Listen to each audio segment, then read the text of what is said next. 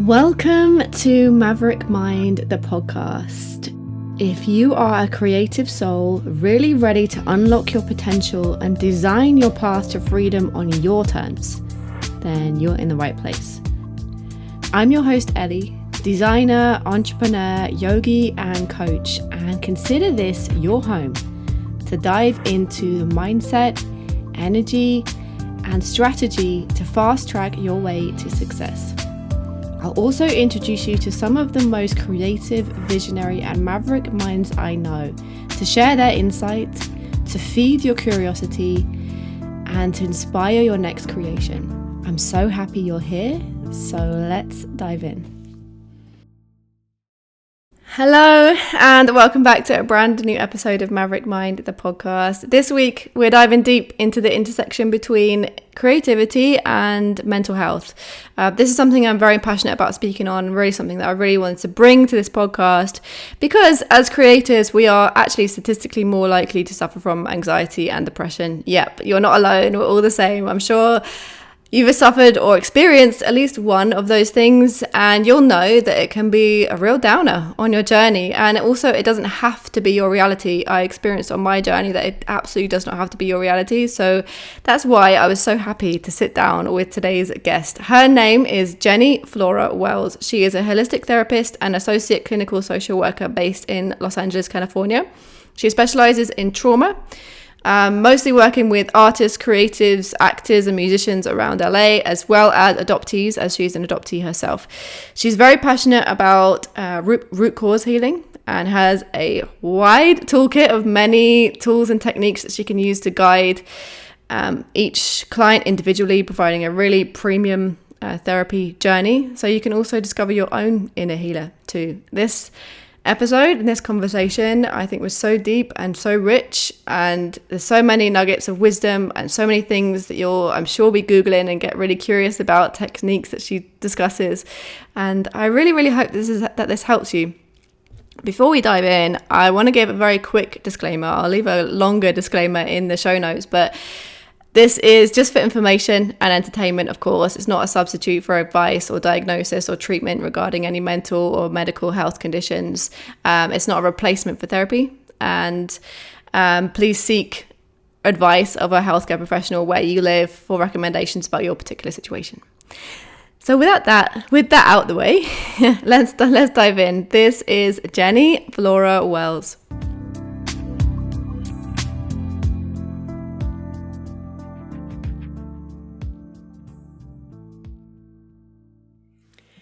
Welcome, Jenny, to Maverick Mind. It's so lovely to hear, lovely to have you here. Such a pleasure to meet you, and I'm really excited for this conversation. It's something that just before we started recording, we were talking about how actually the intersection between mental health and creativity is something not spoken about, but something that's actually a really huge thing on the creative path when you're a creative person.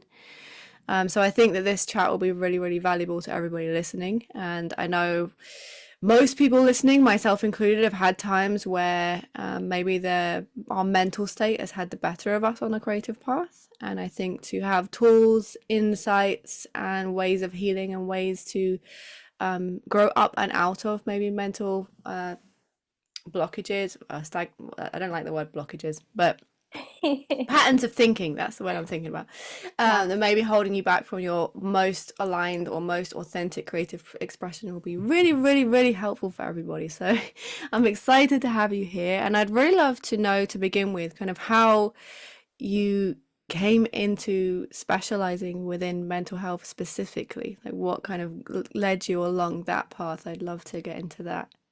Absolutely. That's a great question. And thank you so much for having me, Ellie. Like Ellie was saying, my name is Jenny Flora Wells. I am a holistic therapist and an associate clinical social worker in the state of California, specifically Los Angeles.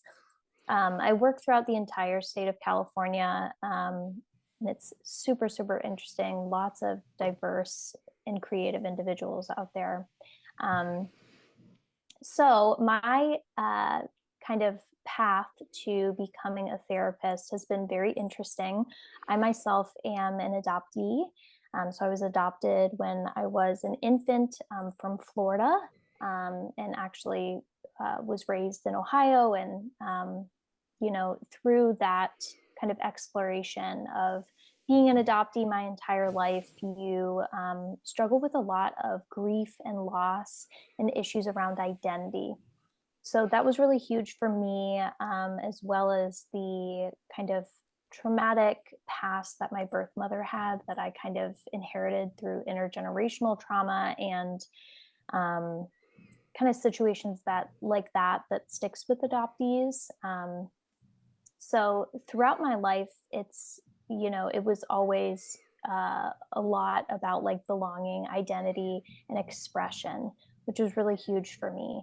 And it actually wasn't until I discovered vocal performance and just like my own creativity and authenticity in who I am as an individual when I actually started like my healing journey.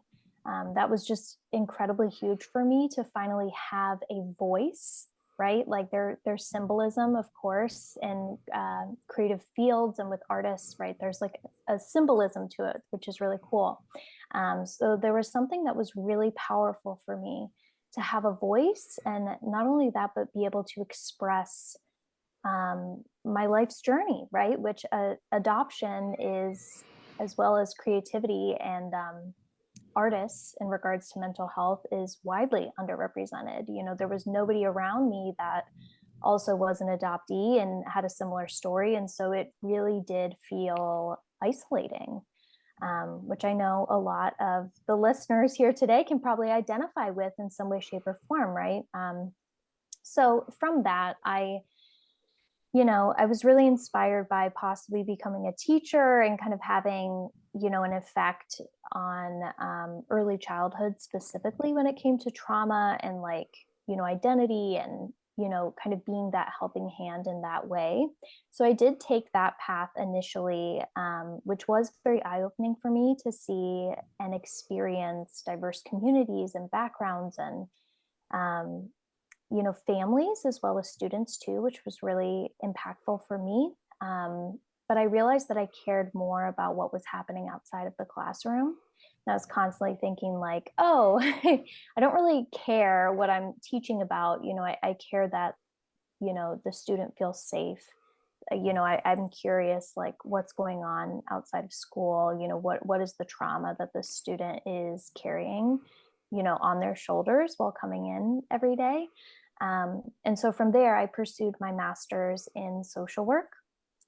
And that was just really, really just sparked my passion in being an advocate and fighting for social justice and, you know, kind of having a unique approach in the mental health field. Because obviously, as I'm sure a lot of people know, as well as yourself, there's still, uh, you know, a lot of areas of the mental health field that need reform, that need, you know, obviously tweaks to make it more effective and actually accessible for folks to have access to. So I worked at a nonprofit for the past 2.5 years where I actually worked globally with hundreds of people and helping them to find therapists and accessible therapy for people that couldn't afford it on their own.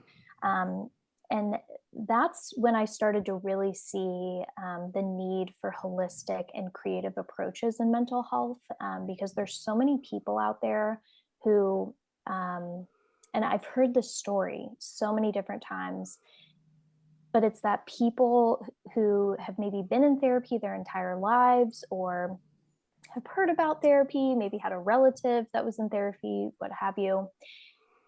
It's all in that traditional lens, typically with CBT or cognitive behavioral therapy. To the people listening, you might know this as talk therapy, right? Utilizing language to focus in on our behaviors, our thoughts, and our emotions, and figuring out how we can change them, right? Now, that's not to say that that approach isn't beneficial in some way and doesn't, have tools that can be helpful for someone. That's also not trying to discredit as well the therapeutic relationship, which is incredibly powerful. And there's a lot of people that have been through years of that and will still say, there's something missing because the things that I went to therapy for, they're still here. And I feel like I haven't gotten anywhere when it actually comes to those issues that I went to therapy for.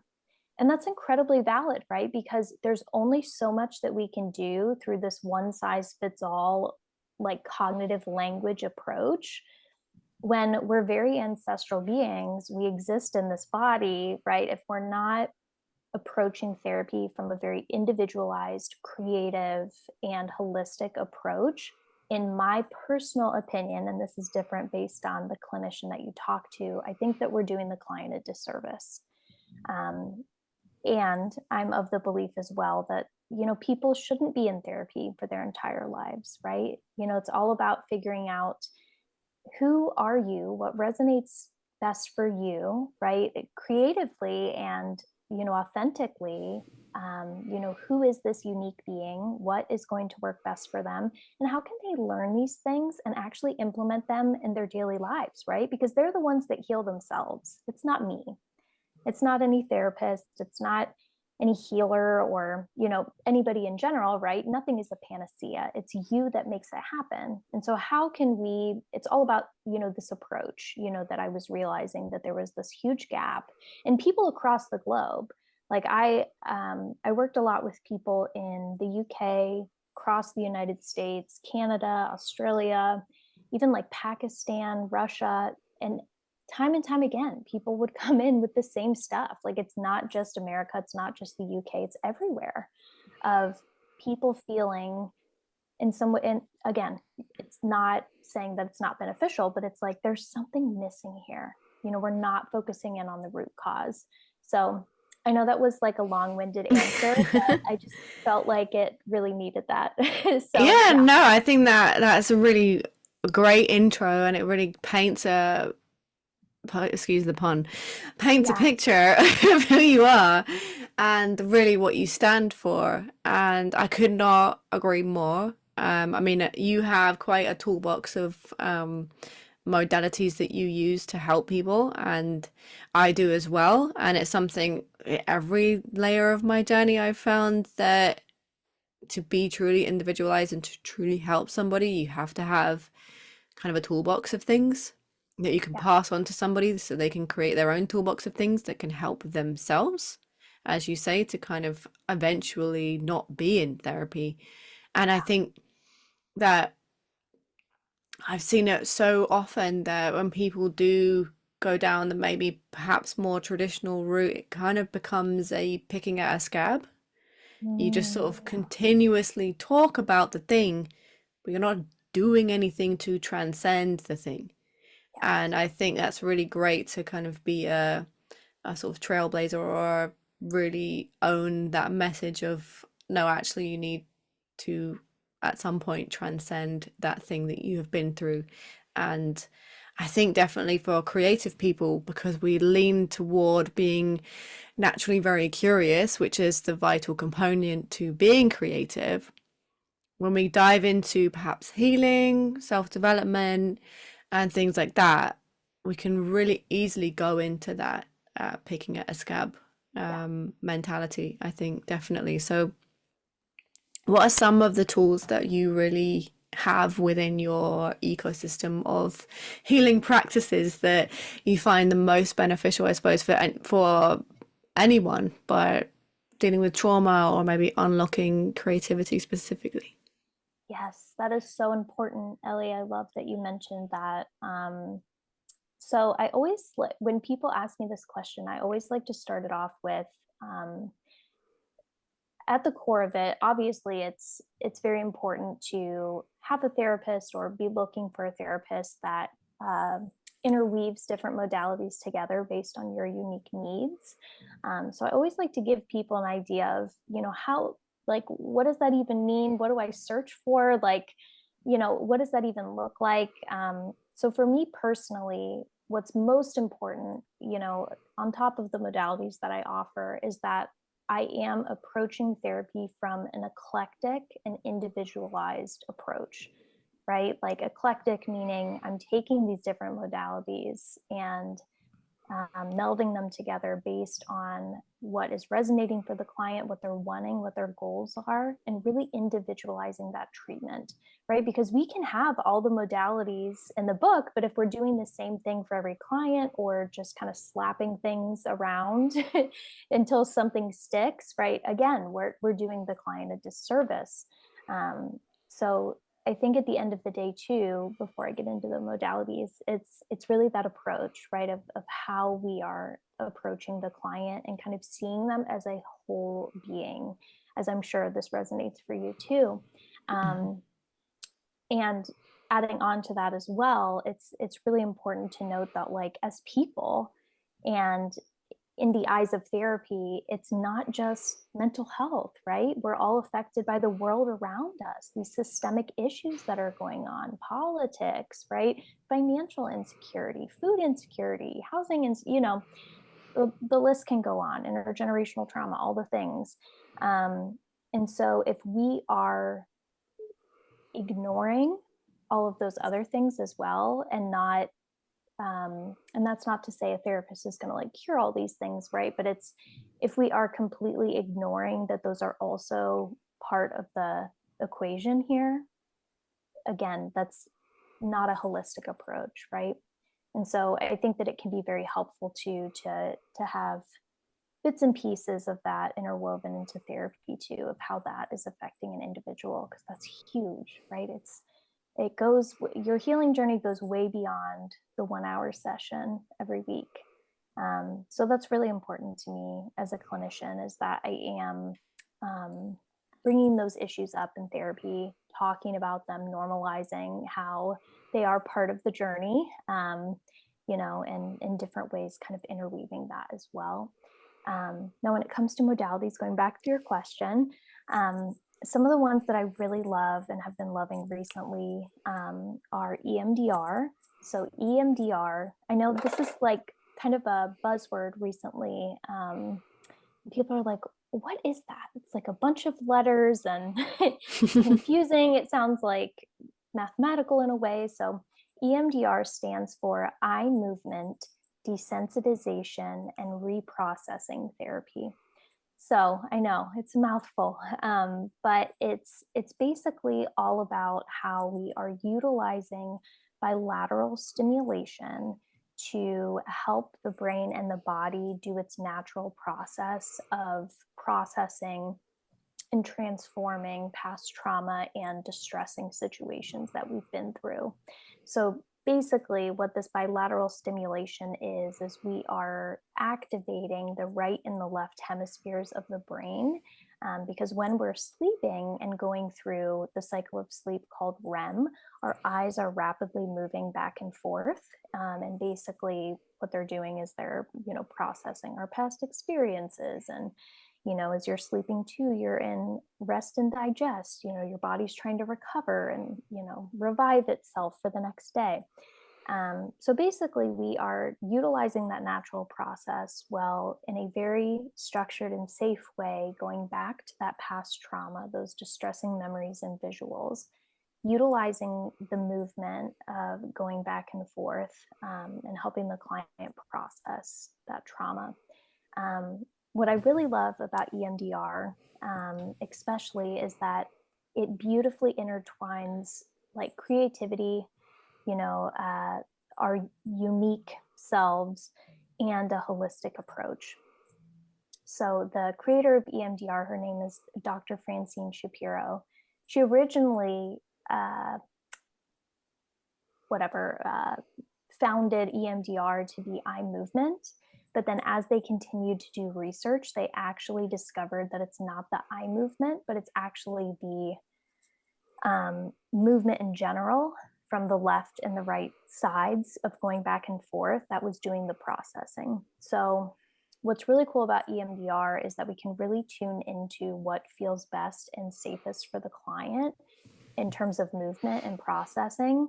And they get to choose what feels best, whether that be eye movement, so eyes going back and forth, whether that be tapping, like really feeling into the body, or maybe it's auditory cues, right? The musicians that I have in my practice tend to like auditory cues, right, of the back and forth and different sounds that they can choose from of going back and forth in their ears. There's also research that is developing in terms of using EMDR in like dance movement therapy. So, what does it look like to do certain dance moves back and forth? So, it's really cool to see how that is developing. I've also seen it in terms of painting and writing.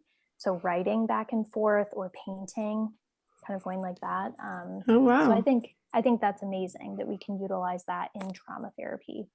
Um, the second modality that I really love is somatic therapy. So that's all about being in the body, really harnessing that felt sense and compassionately developing that curious observer of what it's like to inhabit your body and your experience of being you.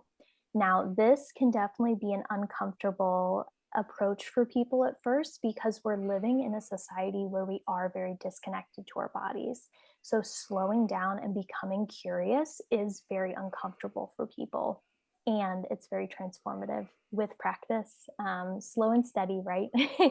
um, but somatic therapy is really great too because we can intertwine it with different modalities, and it's really easy too for people to practice, throughout their day. And you can kind of weave it in with meditation and guided visualization, and maybe if somebody's into dance or acting or what have you, they can implement these things into their auditions or the work that they're creating, right? Which is really great.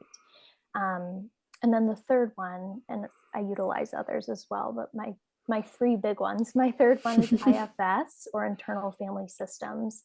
So this one is by Dr. Richard Schwartz, and this is basically a modality that is in line with the belief that we are not just one mind, right? It's all about the multiple mind, and we have these different parts of us that come out as defenses or as protectors to kind of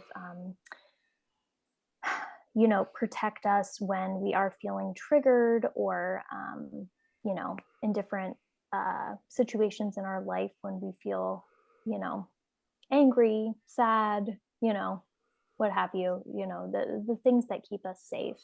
And a great simple example of this is the Disney movie Inside Out. I don't know if you've heard Oh, about I love that. that movie. Yes, yes. And so, for the viewers that haven't seen Inside Out, it's basically about this little girl who the movie kind of zooms into her mind, and she has these different emotions that are, having an impact on her behavior, at different moments, and different emotions come out. And that's basically parts work. So, we are identifying these different parts that are coming up for people and kind of projecting them on, you know, uh, kind of like a whiteboard almost, and personifying them as characters. So we're able to see them as separate from us, right? Because we are this whole higher self, and these parts are a piece of us, but they're not us, right? We are like this soul, this more, higher self, this higher being.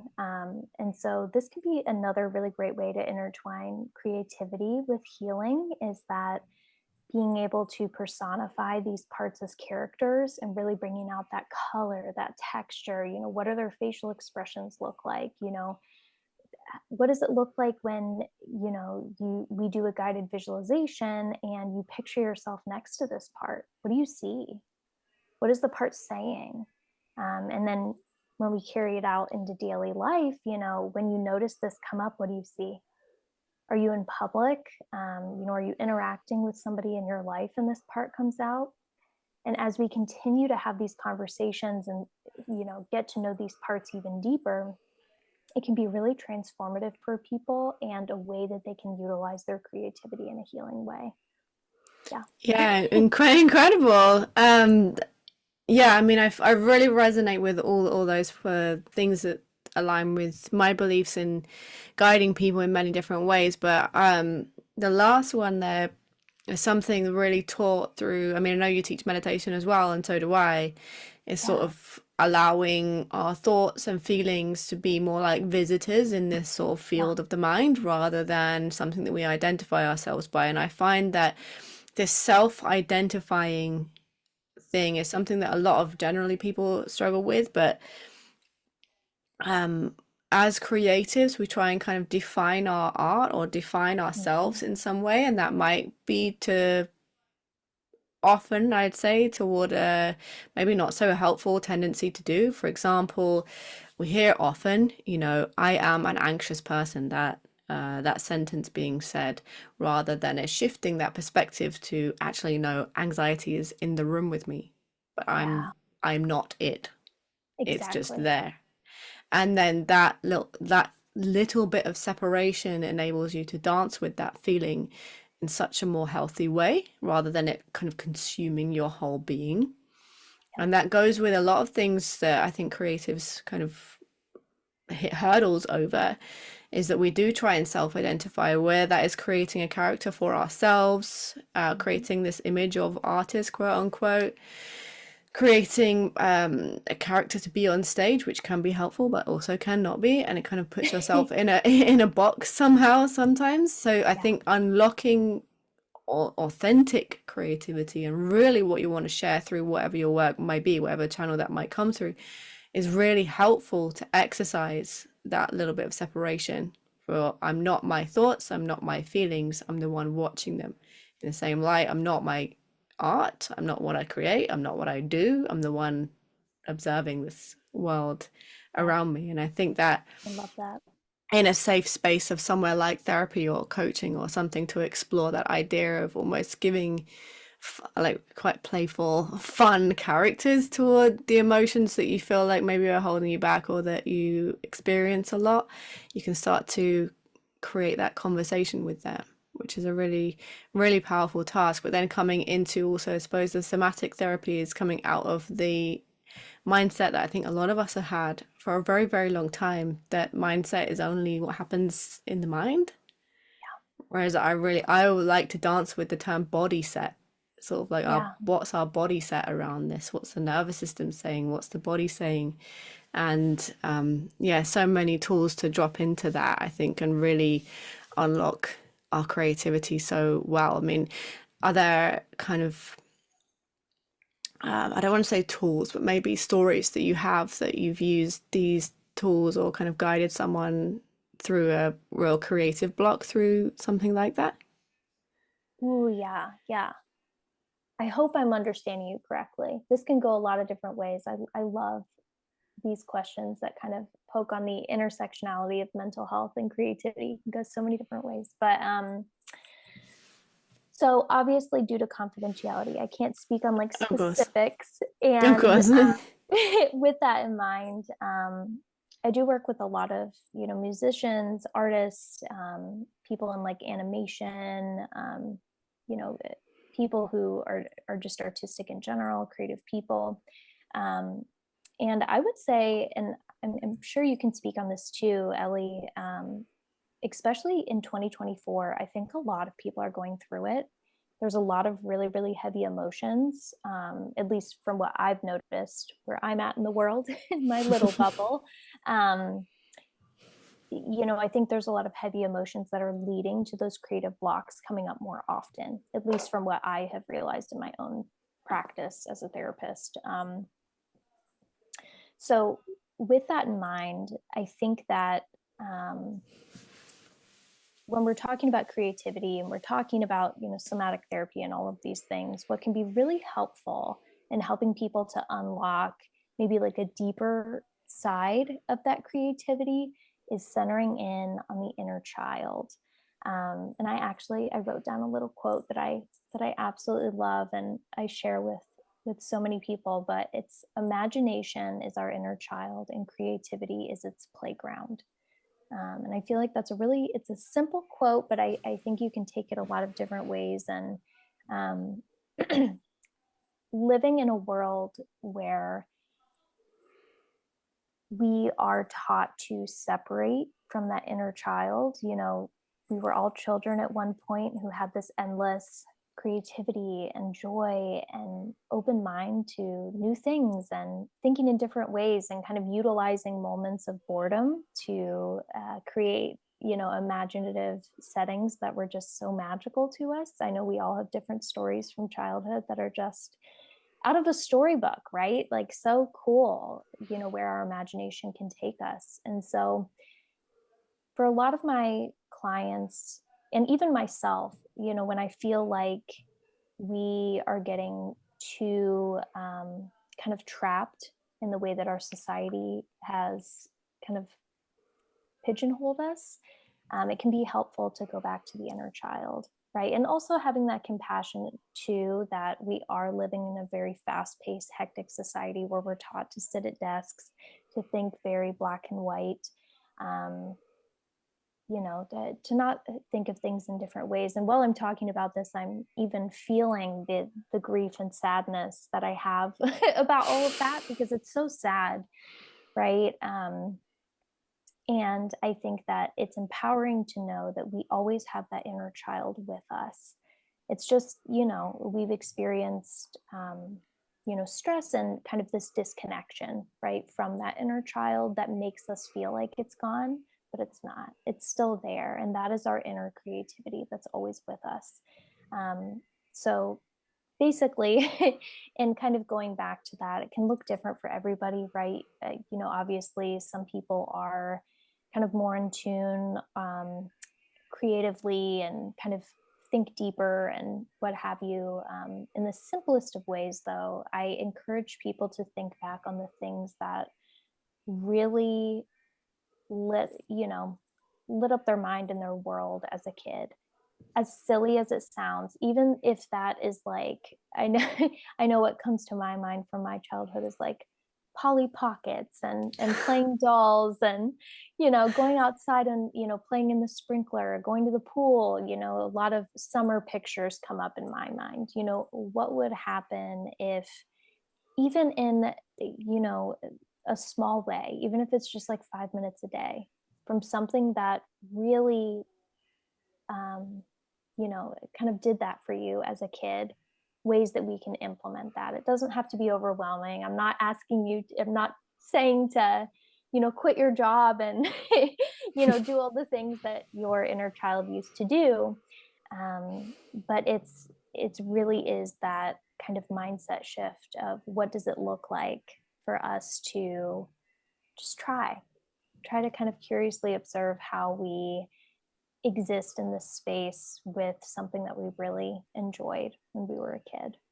So yeah, what are your thoughts on that? I can so see that. I definitely fully agree, and like I can so see that being really, really beneficial and really simple way to guide people, because I think to live a truly creative life, we actually have to be quite childlike. We Yeah. have to go back into curiosity and wonder and awe and playfulness, something that we're taught when you're quote unquote adulting, you're supposed to not do. But actually, to live a really creative life, you have to keep playing. You have to, well, actually, I think the fulfilled life in general, but let's speak to the creatives. You have to keep playing. You have to keep being curious. You have to keep gazing at the world with kind of the eyes of awe and Mhm. wonder and potential too, seeing the world for what it could be. It could be something completely random. If you see an image of something, it could be something else. And I think that's where the most innovation really comes from. But I think something that when somebody's quite ambitious, perhaps, or really wanting to take their art seriously and make it into a Mhm. career, become known for it, or create a business out of it, is that they come back to that word that I just said and they take it seriously, which we're taught we're supposed to do, right? It's my belief, and something that I really try and guide people through, is that you're supposed to take your vision seriously, but not yourself. I love that. Yeah, so your art is still a playground, but maybe what you're doing with it is still a serious thing. Or serious to a degree, not to a so much that it brings rigidity into your life or rigidity into your nervous system or closure into your nervous system, but more that you have conviction behind it. That's where the seriousness comes from. And I think finding that confidence and conviction behind what you have to say does sometimes take inner work to find maybe what's been telling you that you can't do something so far. And that's definitely not always. I mean, it can be just taking on other people's opinions a lot throughout your life. Mhm. Something that I speak about on this, I've spoken about in a few of these interviews, have been, society's idea that everyone tells you that if you're an artist, it's not a real job, that Yep. you're never going to make money until you die. Mhm. That artists are all supposed to be broke and broken, whereas actually that idea of an artist being broken is actually the two things that stifle our creativity the most. That being broke, not having your basic needs met as a human, and being broken, which is a word I really don't like, and I'm sure you don't Mhm. either. Yeah. Because even if you have trauma and even if you've been through things, you're still not broken. You're still whole and complete as a person as you are. But maybe there are some things that we can go back to transcend maybe patterns that aren't really driving you forward to where you want to go. Absolutely. I totally agree with that. And I'm just like absorbing that statement that you made about taking your vision seriously, because I've never thought of it in that way. And I think that is so eye opening. Um, and I think that that will truly resonate with so many people too, because that's so true, right? It's what we're working on that is a serious and important endeavor to us. And I think along with what you're saying, with that too, that I talk to my clients about at nauseum, is the concept of nuance, right? What happens when we allow multiple things to be true at once? It allows us to find that balance, to kind of come to some of that acceptance, right? That life isn't as black and white as we were told it was, because it's not, right? And it can also bring in, more of that creativity too, and how life can be more colorful. And, you know, having multiple things being true at once can just be freeing, as well, to wrap your mind around. So, yeah. Absolutely. I think embracing nuance in your own opinions, but also in the world around you too, and not seeing things maybe as black and white. I think that's really where we start to get more fresh thinking in the world, and as a creative, more fresh ideas from yourself. But it really comes, I suppose, as you say, from the way that we meet ourselves. As with anything, I think it's always like a ripple effect, but that first drop in the water starts with you, the way that you have your relationship with yourself, the way your relationship with your thoughts, or maybe things that you've been through, or the lifestyle that you lead. And it then starts to ripple out into everything else, to the way that you interact with other people, to the way that you present yourself in the world, to the way that you create, and way beyond that. Yeah, For sure. I know. Getting existential with it. Yeah, Oh it's so yeah, for true. sure. We get diving deep here. I know. Yeah. So I totally agree with that. It's really cool. Definitely. I guess I'd love to know also from your personal experience, going back to something you said like way at the beginning there, that when you come from maybe a pool of people that maybe aren't so represented within the world of mental health, whether that's creatives or in your case, adoptees. I mean, especially in your case, I think a lot of people have this image of like when someone's adopted, whoop, they're saved and then they're fine, you know? Or with creatives, it's just sort of you're supposed to suffer because that's what creates the best art, so therefore you don't need help, maybe. Um, and I think going to the vision that a lot of people listening will have is kind of going against the grain type life. You want to do something that's maybe against the norm. Again, you're in this separate pool of people, to always feel like a bit of an alien in this world, I think can sometimes be challenging for people. So are there tools or practices that you come back to kind of help people feel centered within themselves and trust where they are, or maybe build conviction in who they are and where they're going to? Yeah, huge question, and I love it. And I think a lot of that too, like, the judgment from other people, the comparison, the boundaries, the things that kind of we're soaking in on a daily basis, living in a society where people see artists and creatives in a certain way. And this is always a frustrating response. And I feel this even as a client myself, before I became a clinician, but like it really, like when you peel back the layers of the onion with this and really talk about like the issues that we have, regarding to being our authentic self and being our creative self, and kind of having that be judged and having all of these different things, affecting that, it's really about going in and doing that deeper work with like parts, how we're existing in our own bodies, and coming to that deeper understanding of what specifically is coming up for us regarding these outside things, that is making it difficult for us to um, step into that authenticity. And it is hard. And I do want to offer validation, multiple things being true at once. It's easier said than done, right? Like, and I know that, and I don't want to sound like one of those toxic positivity people that are like, well, you just think positive and you don't let anybody bother you, because it's not like that, right? It's having in mind who we are as humans. We're very communal beings, and all of us are looking for love, safety, and connection, right? And we love the people that are in our lives, right? A lot of people feel very connected to their family and their friends and their loved ones, right? And so it can be, I mean, just heartbreaking for people to receive, judgment, comparison, or, people even in general not showing up for the art, that you're creating, or, your craft in general, and getting that support in return. Um, and I would say that, with that in mind, what's coming up for you as we talk about this person that isn't showing up, or feeling rejected in the space that you're in, whether that is in being an actor and being a musician, right? Because the work that we're doing is very subjective. It is very vulnerable.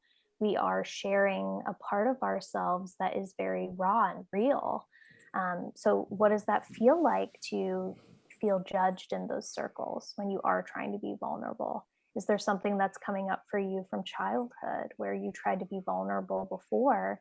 You tried to be creative, you tried to be yourself, and you were shut down, right? And so it really is these inner wounded parts of us, and parts work is huge, internal family systems, that really lays that foundation of awareness cognitively, which I think a lot of us start with the cognitive stuff and kind of move into somatic based stuff. But yeah, it really is that internal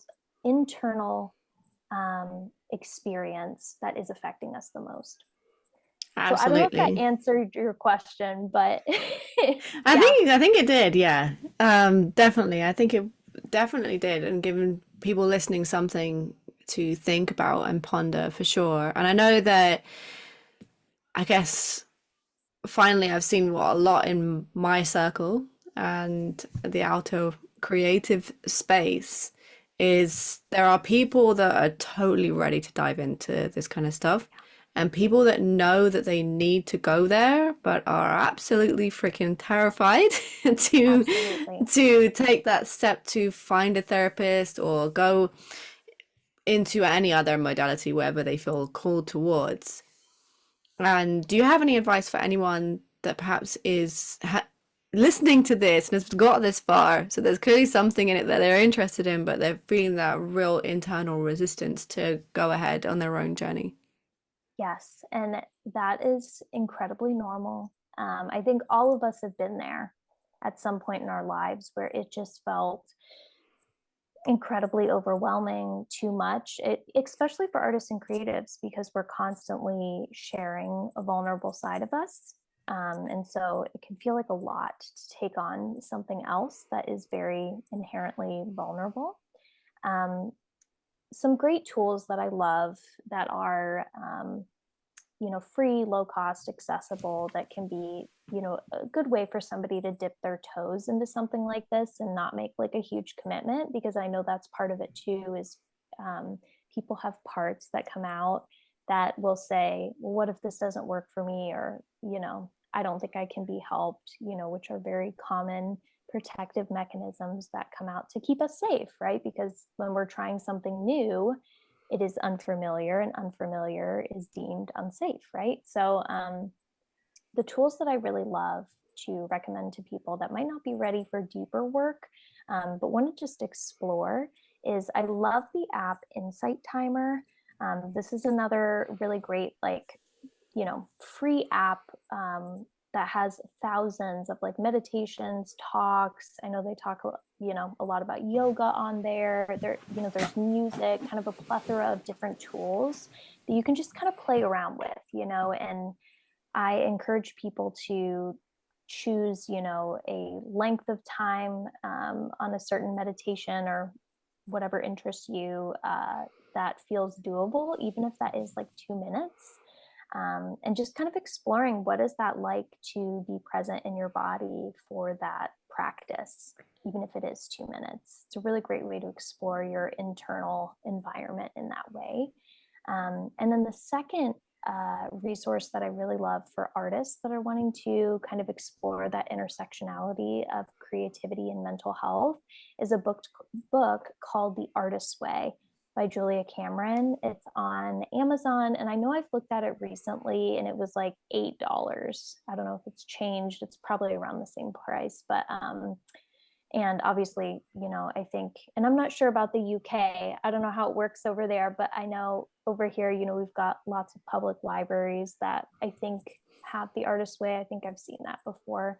But basically, it's a book that beautifully covers that intersectionality of the healing journey, discovering your creative process, and really just beautifully intertwining the both of them into a daily practice. Um, I have yet to find the time to do it myself, but I have had many clients that have done it, and I have had many friends that have utilized it as well. And it's a great resource. I think that it has like 5 stars on Amazon too, and it's just like a very doable practice that people can do that is very transformative for people, especially that are experiencing creative blocks. So those are my big two that I would start with. Yeah, So, awesome. And funny too, because I actually teach for Inside Timer. really, that is Yeah, so cool. I have meditations and courses and many things on there. Shameless plug, everybody. Yeah, But they should go check you out first. yeah. And yeah, the artist way, I know it's very, I haven't done it either. I have a lot of friends that have.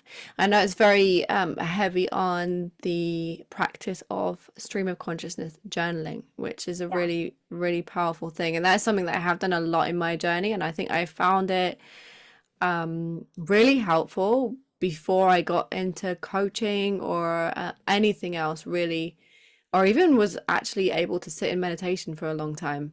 It's kind of that act of witnessing your thoughts on the paper and then seeing them reflected back to you. And then you cultivate that relationship with almost a reflection. So it is kind of like a character in a way, Yeah. or like reading a story. That, like, would I speak to anyone else like this? Probably not. Mhm. Um, or just really getting out what's actually in your mind. And yeah, I've had stream of consciousness journaling practices that have come out in absolute garbage, like doesn't make any sense, and handwriting that I cannot read.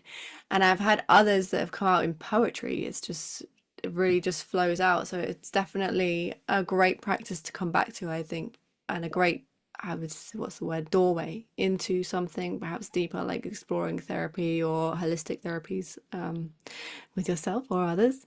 And yes, I think that's a really great tip to leave people with for sure. Yeah, I agree. Yeah, and I think what I like to remind people of as well is like, I know that in the media and on TikTok and social media in general, like people can make it seem like it's so easy to like just jump all in and do all the healing things. And I always want people to know that it's not about doing all of the things. It's actually about doing less. It's about turning inward. Um, and so if you're feeling that overwhelm of like, I have to do it all in order to heal, that's false. And I'm just really proud of people for, listening to these types of podcasts, to listening to your podcast, and, kind of doing this deep introspective exploration with themselves, even if it doesn't mean therapy. It's tough work, and it's compassionate work, and it's lifetime stuff. It surpasses the entire lifetime. So yeah, I'm proud of everybody listening here today. Yeah, well done, guys. Yeah, I mean, I think that's definitely a great reminder to kind of end with, because I think a lot of creative people in general tend to be quite all or nothing. We tend to be like dive all in and then get a little bit overwhelmed, or just hang back and talk about doing things but not actually do it. So to remind you all to baby step your way into it is still a brave act, and it's still worthy, and it's still valid, and it will still get you where you want to get to, for sure. Yes, absolutely. Amazing. Well, thank you so much, Jenny, for coming on here today. I'm sure everyone would have got a lot of insight and a lot of inspiration to do some form of their own healing, or maybe journeying into the self, for sure, to help and uncover layers that you can then put into your artwork, put into your business, feel more free within yourself. It's such a powerful journey to baby step your way into. So thanks again so much for coming on. I'll of course leave all the links to find you everywhere in the show notes. Is there any other notes you want to leave everyone with? No, I don't have anything. Thank you so much for having me today, Ellie. It's been a joy, and I think that this space is so needed, especially for artists and creatives, and bringing more awareness to these kind of issues that are coming up with mental health and creative people. And yeah, just happy to be here. Thank you so much for joining me for this episode of Maverick Mind. I hope that you've loved it, and if you have, I would appreciate it so much if you would subscribe and write a 5-star review on wherever you're listening to this podcast from. If you'd like to keep the conversation going, I invite you to join me over on Instagram at maverickmindco, or on my website maverickmind.elliefoden.com. And I'll see you in another podcast very, very soon.